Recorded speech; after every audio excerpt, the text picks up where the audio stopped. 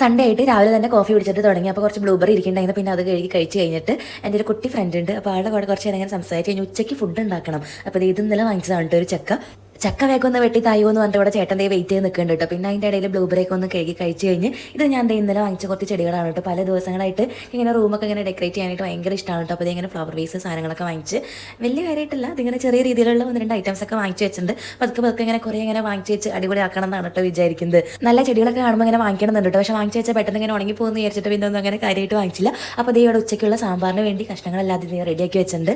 പിന്നെ ദേ ഇത് ഇവിടെ ഫ്രഷ് ആയിട്ട് പൊടിച്ചതാണ് കേട്ടോ കറിവേപ്പില. അപ്പോൾ 2 അയില ഇരിക്കുന്നുണ്ടായിരുന്നേ. അപ്പോൾ അത് പൊരിക്കാൻ വേണ്ടിയിട്ട് ദേ ഇവിടെ മസാലയൊക്കെ തേച്ച് അതിൻ്റെ ഇടയിൽ സാമ്പാർ പെട്ടെന്ന് റെഡിയാക്കി എടുത്തു.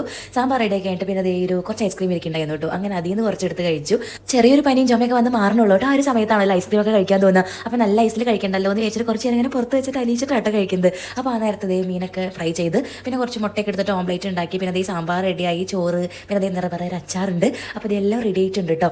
ഞാനാണെങ്കിൽ കുക്ക് ചെയ്യാനൊക്കെ ഭയങ്കര സ്ലോ ആണ് കേട്ടോ. എല്ലാതും ഇങ്ങനെ പതുക്കെ ഉണ്ടാക്കി വന്നിപ്പോൾ ഈ ഒരു സമയമായിട്ടുണ്ട്. പക്ഷേ ചോറും കറികളൊക്കെ എല്ലാം റെഡി ആയിട്ടുണ്ട്.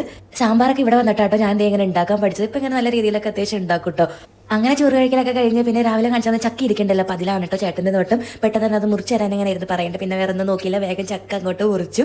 അപ്പോൾ അതേ കുറച്ചിങ്ങനെ പുളി പിടിച്ച് വരുന്നുള്ളൂ കേട്ടോ. അപ്പോൾ ഞാൻ എൻ്റെ കുരുവൊക്കെ ഒന്ന് മാറ്റി വെച്ച് നമുക്ക് എന്തെങ്കിലും കറിയൊക്കെ വെക്കാമല്ലോ. അങ്ങനെ ഈ രാത്രി ഇപ്പോൾ പുറത്തേക്ക് പോകാൻ വേണ്ടി ഇറങ്ങിയേക്കാണ് കേട്ടോ. വൈകിട്ട് ചായ കൂടിയൊക്കെ കഴിഞ്ഞ് പിന്നെ അങ്ങനെ റെഡി ആയിട്ട് പെട്ടെന്ന് ഇറങ്ങിയപ്പോൾ ഒരു സംഭവം കാണിച്ചു തരാം കേട്ടോ. അപ്പോൾ ഞങ്ങളുടെ വില്ലയിൽ നിന്ന് നേരെ നോക്കിയാൽ ബുർജ് ഖലീഫാണ്. അതിൻ്റെ തൊട്ടപ്പുറത്തായിട്ട് എൻ്റെ ഓഫീസിൽ ഇരിക്കുന്ന ബിൽഡിംഗ് ആണ് കേട്ടോ. പക്ഷേ അവിടേക്ക് എത്തണമെങ്കിൽ കുറച്ച് കറങ്ങി പോകണം. അപ്പോൾ വന്നേക്കുന്നത് ഡ്രസ്സ് എടുക്കാൻ വേണ്ടിയിട്ടാണ്. അപ്പോൾ വന്ന് വേഗം ഡ്രസ്സൊക്കെ സെലക്ട് ചെയ്തു. ഇന്നെന്തോ കുറേ നേരം അങ്ങനെ നോക്കേണ്ടി വന്നില്ല കേട്ടോ. ഒരു ഡ്രസ്സൊക്കെ അങ്ങോട്ട് ഇട്ടു, വലിയ കോലൊന്നും ഇല്ല. എന്നാലും പിന്നെ കണ്ടപ്പോൾ അങ്ങോട്ട് ഇഷ്ടപ്പെട്ട് അതങ്ങോട്ട് എടുത്തു കേട്ടോ.